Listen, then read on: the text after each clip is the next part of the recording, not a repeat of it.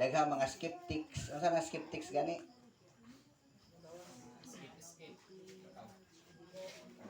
Skeptics. Unsa na mga agnostic?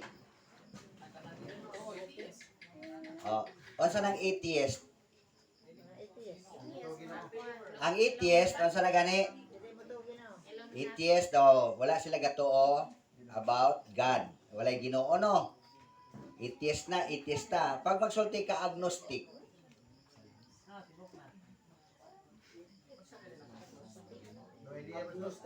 oh, agnostic. Agnosticism. Okay, from Greek word nga kanang Ginoo. Ginosko. Kabalo. Ang agnostic nagaduha-duha, no? Gaduha-duha about sa existence sa Ginoo. Pero may ano pa na siya, may gamay nga ano. Ang atheist jud, mo jud tong wala jud Ginoo. Atheist to no. Kaya nagduha-duha, buti pa sabot na ay percentage pa nga murag mutuo or nagduha-duha pa man. Kanang skeptics, mga madinuha-duhaon jud. Nga kabalo na siya sa kuan, kabalo na siya sa nga may ebidensya na dili sa gyapon mutuo. No? So sa ato kay gidawat naman nato, kamo gatuo jud mo nga ang Bible is the word of God. Mga agnostic mo, mga skeptics mo or mga atheist, mga ansa mo? Skeptic. Ay, skeptics. Nagduha-duha ka ngang Bible tinuod. Pero kabalo ko nga kabalo mo sa Bible tinuod. Pero ang pangutana, paano nato ma-prove nga ang Bible tinuod? Naay kuan, evidence. Naay ebidensya, no? Tungod kay sa atong panahon karon, daghan na kayo mga tawo nagadaot pa jud sa ginatawag nato nga unsa sa Biblia, account gani about sa Bible.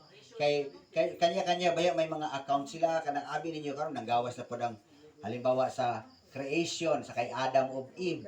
Na baya kung bag-o na pud nga version kay lalong-lalo na nga may kuan na may TikTok na ay kuan kanang sa ano gani nay bag-o nga Adam of Eve tapos si Cain may igsuon kay si Abel may igsuon nga lahi. So ang tawo nagasamot kalibog kaduha-duha sa Bible. Tapos ingnan pa jud mo sa Katoliko nga sila ang naghimo og Bible, wala mo labot. Oh. So, paano nato napamatud-an magsulti ang Bible? Kami ba yung tag-iya sa Bible? Kami ang naghimo. No. Sa inyo ang Bible. Kana, muna. Tapos tanan ba yang akuan sa Bible? Iya Katoliko, iyahan na sa Katoliko tanan. Dahil ba itong mga martyr, mga kuan, Katoliko to, gipangalan. Kaya si John, katong disciple ni John, Katoliko to tanan. Oh. Sa una mga igsoon. So kanang importante nga studyhan nato about kanang ano gani detalyado about sa Word of God.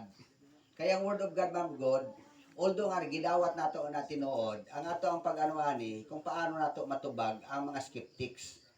Kung paano nato matubag ang mga agnostics, no?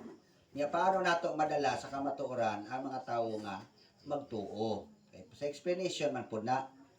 Muna gani nga kinahanglan isa-isaw nato kaning word nato nga kanang word nga canon, under man sa Word of God. So ang mga topic nato sa kuan, ang mga topic nato sa Bible, bibliology is revelation. Bible inspiration. Bible canonization. Bible preservation. Ano na siya? Kay pangutana ba sa Katoliko, kinsa day ang nagkanon sa Bible? Di ba kami nga mga Katoliko, unsa day ang kanon?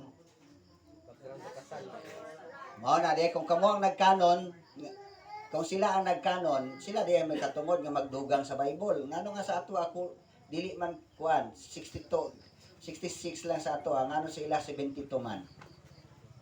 Sila man nagpo. Sila man sila.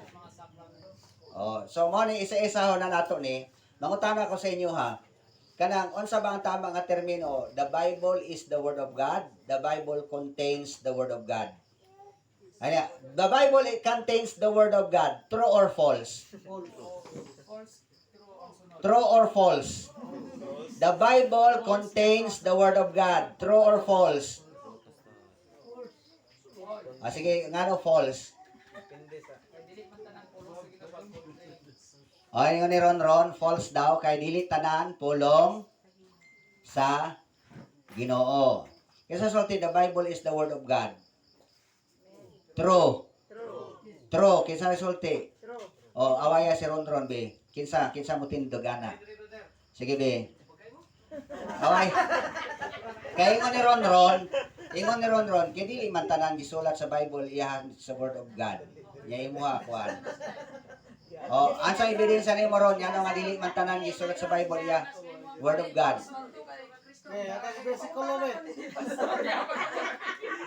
O, ansa daw? O, ngano daw, false to siya, ansa daw? Ano man kaning mali man pagkakuan kay kung contains oh, from God. depende sa reason. Dili tanan nga nabutad to pulong sa Ginoo kay contains the word of God so nabray pulong dai sa kaning unani sa tao ana. Ay, soon sa jud ang tubag nimo, Pastor Ron. Katong pangutanan nimo nga unsa man dai tinuod Contains the word of God or is the word of the God? word of God. Is the word of God. O nga no, may kuan may opposition maguna. Kay nga naman ang opposition, kung magsulti daw ka nga, the Bible is the word of God, dili man tanan sa Bible pulong sa Ginoo. Tama po dili.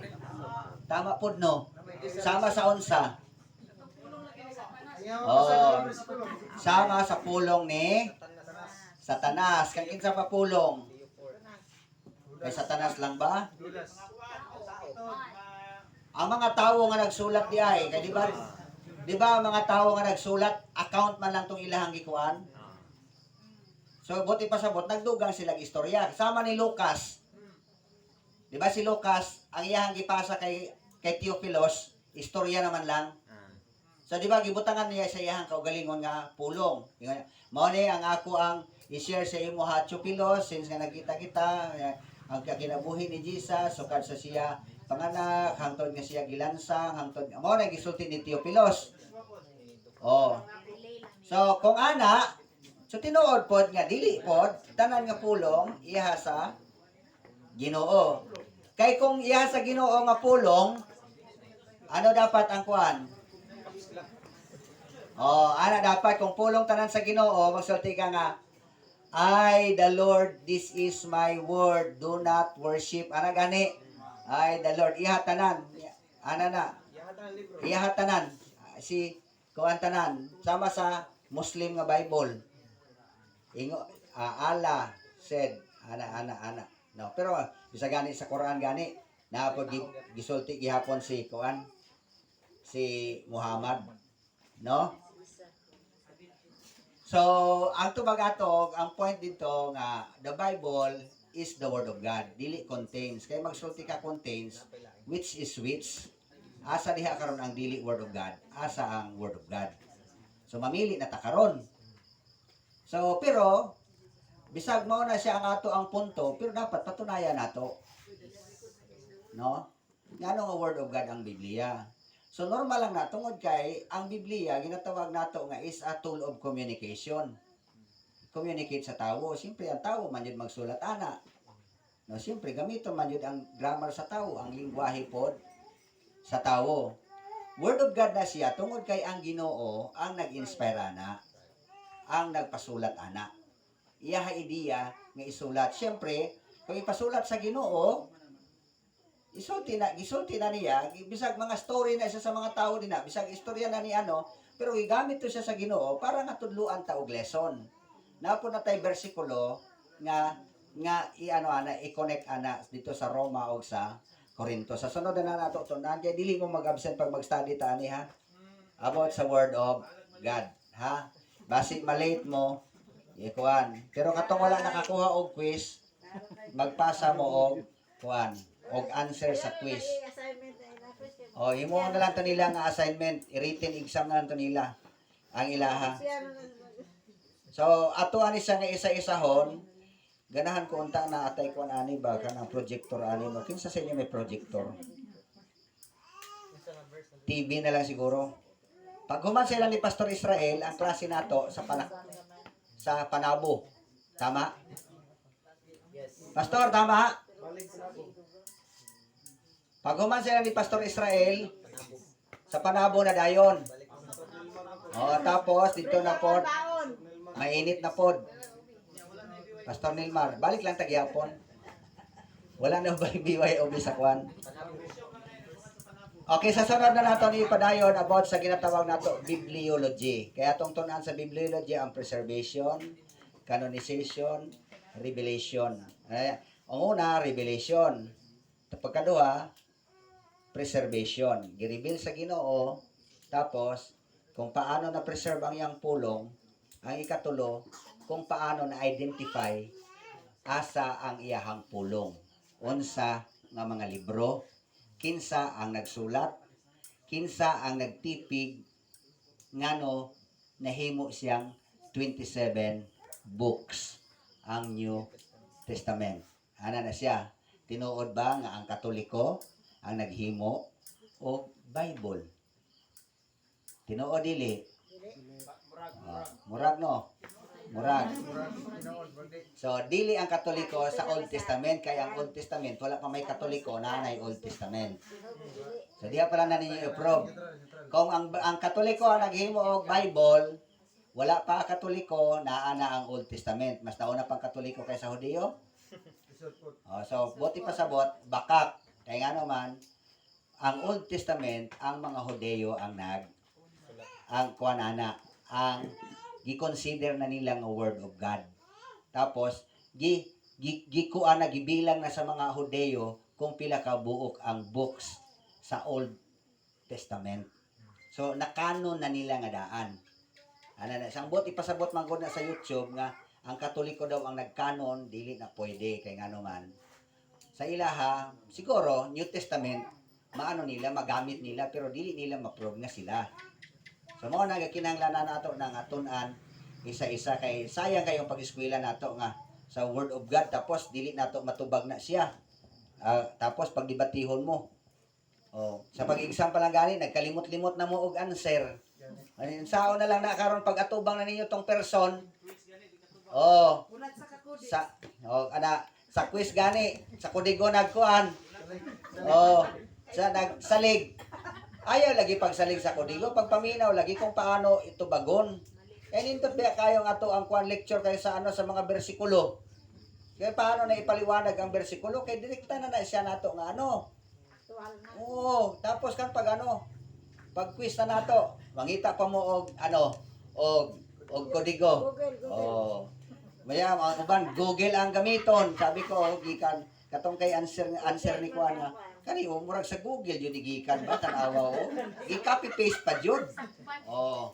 So abi nyo gabasa ba ako Google pod. May bayra akong kaysa nga wala tagatulog tarong kay tungod na sa pagbasa or pagtanaw Netflix. So kaya nga dapat na ninyo idili ninyo sayangon ang mga bersikulo. Kaya pila pa lang to ka bersikulo ang atong kuan. Kung balikan nato tong mga verses dayon nato nga gagipang tapos ipa-explain ko.